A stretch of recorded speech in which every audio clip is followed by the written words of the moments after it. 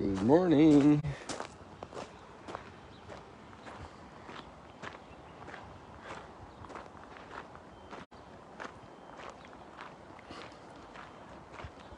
Today is a day of tough memories in different countries, and also in New York, in the United States, in Washington.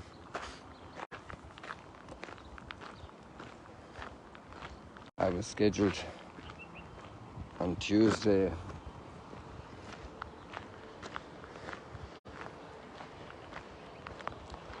on that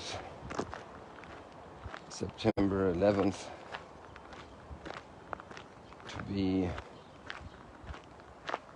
in Manhattan to give a retreat to young business lads.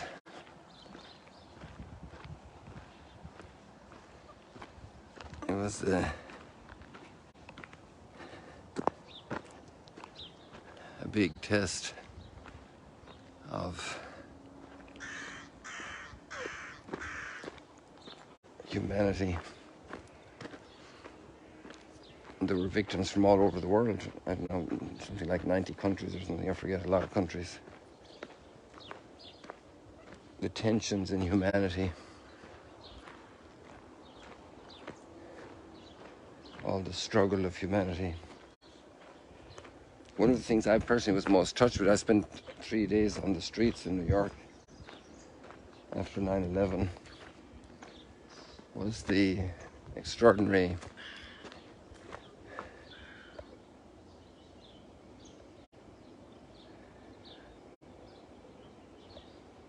containment of the people. Obviously a total shock.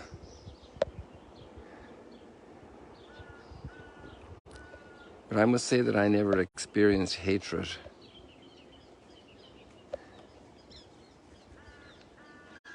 Probably there was a lot of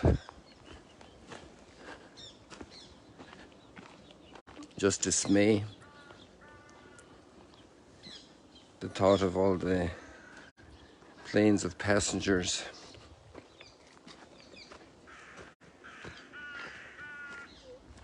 being hijacked into the buildings.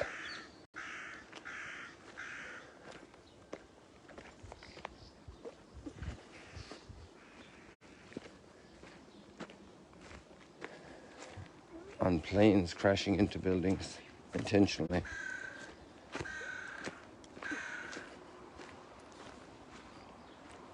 Very tough, very hard.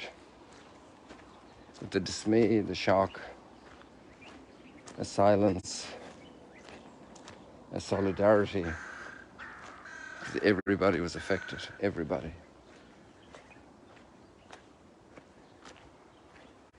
And then there was so much helpfulness on the streets, all the local people. There were stations set up to look after people who had requests, who were looking for lost ones, loved ones, people who weren't answering their phones. And then there were huge lines in the streets going into those stations. And people were coming out of their homes or out of their businesses, which hadn't been affected directly. And they were bringing refreshments and sandwiches.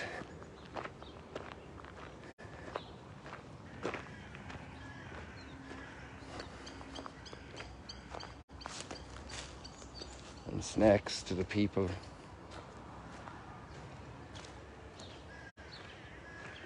It was horrendous.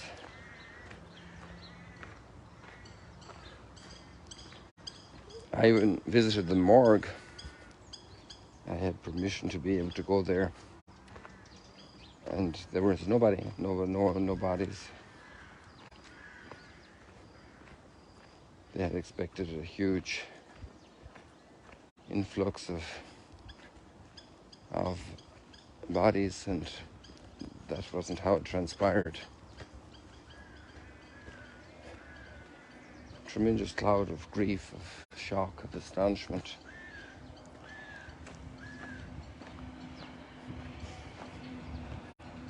helplessness.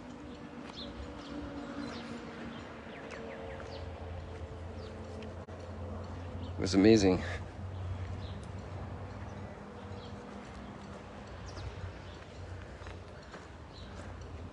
And the prayer ceremony then on I think it was the following Sunday on Broadway.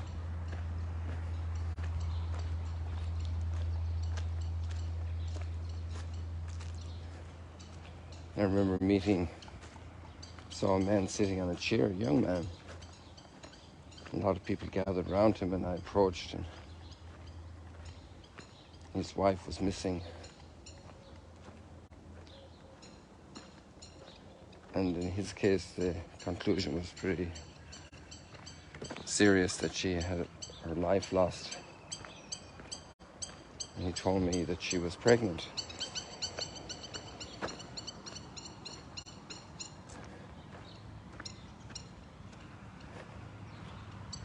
And afterwards I had occasion to be with him a few more times, because they finally discovered her body, because she had breathing problems when she had gotten out of the building and taken refuge under a truck when the building started to collapse. So her remains were protected under the rubble. And so I was involved with her funeral.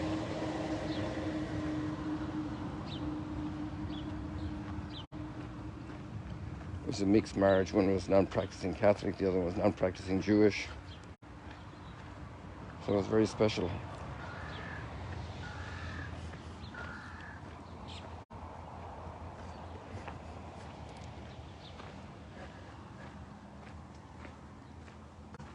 And then we have that type of experience in humanity in front of tsunamis and earthquakes.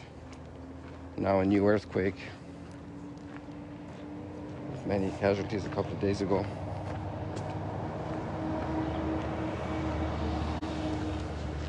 Accidents at a smaller scale, but a bereavement in a family, a world is shattered.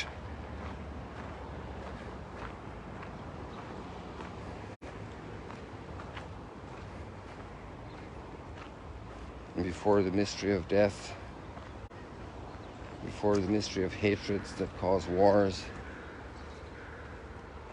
the mysteries of injustices by human beings toward human beings that cause huge conflict. Here, we go out over this wall, guys, okay? Just bear with me.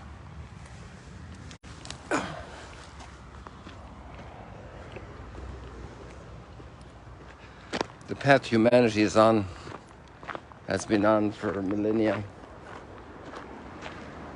And in the midst of all that, light also shines in the goodness of people responding.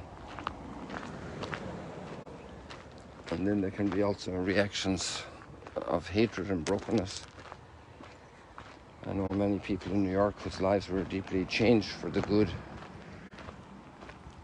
because of the experience of 9/11, a recalibrating of priorities, attention to family, a recalibrating of the importance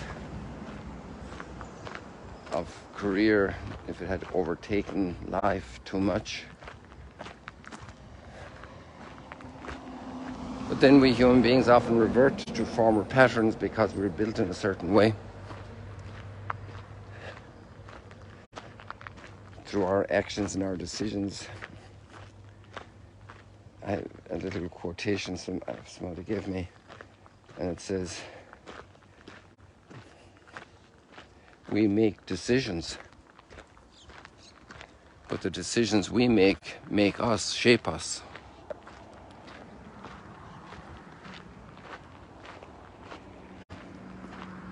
We make decisions, but the decisions we make us.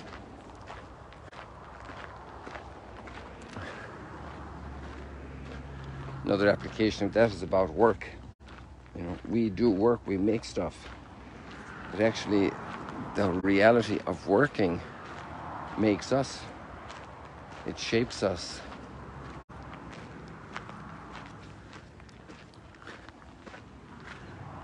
So sometimes people have a great difficulty in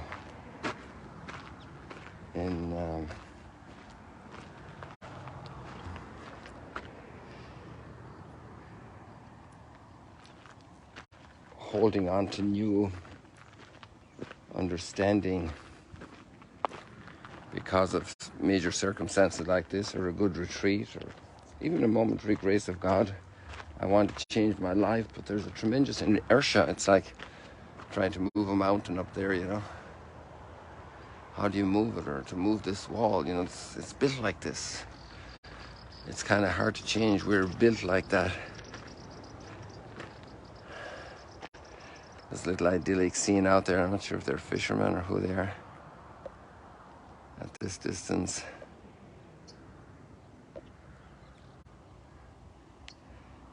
It could be fishermen for the kind of boat it is, but they're usually not out that far.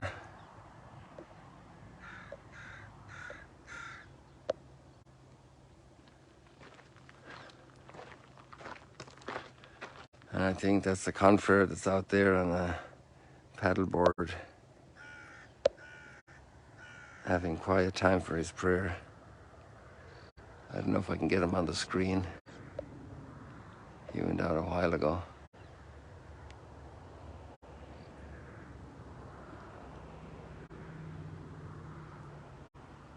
There.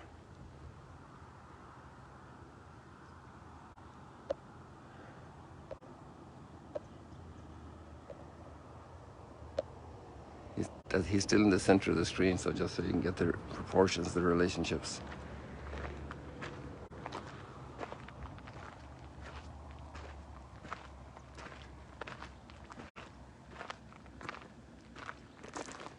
And in a huge contrast to all of that, I find this first reading, amazing reading. And the psalm also expresses this reality. And God is my safety and my glory. So the glory of a great financial career in Manhattan was recalibrated in the light of the disaster. In a way, also like COVID, recalibrated many people's priorities. The question is how to be able to hold on and to persevere on the path that one chooses, a new path. In God is my safety and my glory. We could start off with is my glory. It's the relationship with God is so big, so amazing.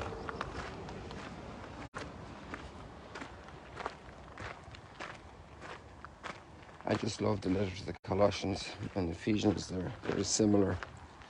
There's such an enthusiasm.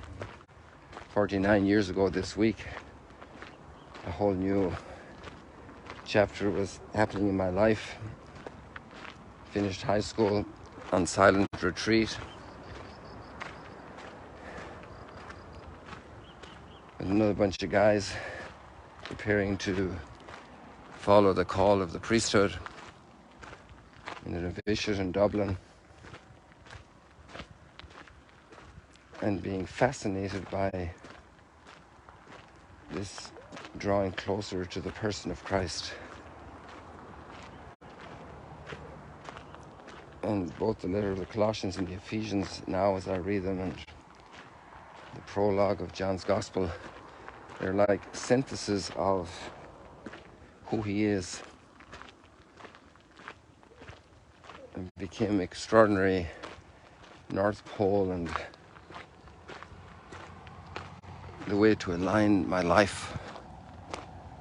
In fact, the motto over our novitiate entrance in all the countries is Christ my life, Christ our life, Christ your life.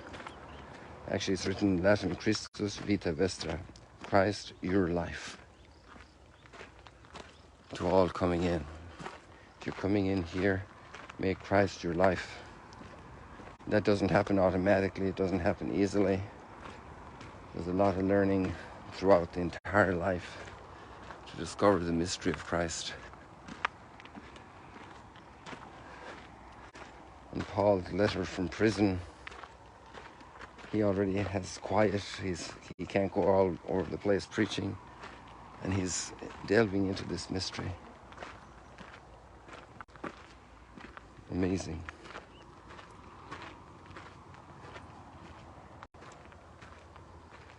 I'd love to comment the gospel passage as well. The curing of the paralyzed man. The impact that had on his disciples. We look at humanity today, the need for a cure for all the paralysis in humanity. All the things that cause dysfunctionality like 9/11.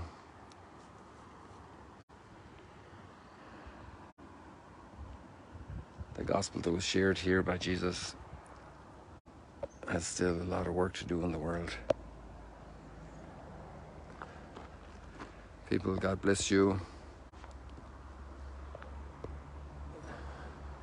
Come on, selfie.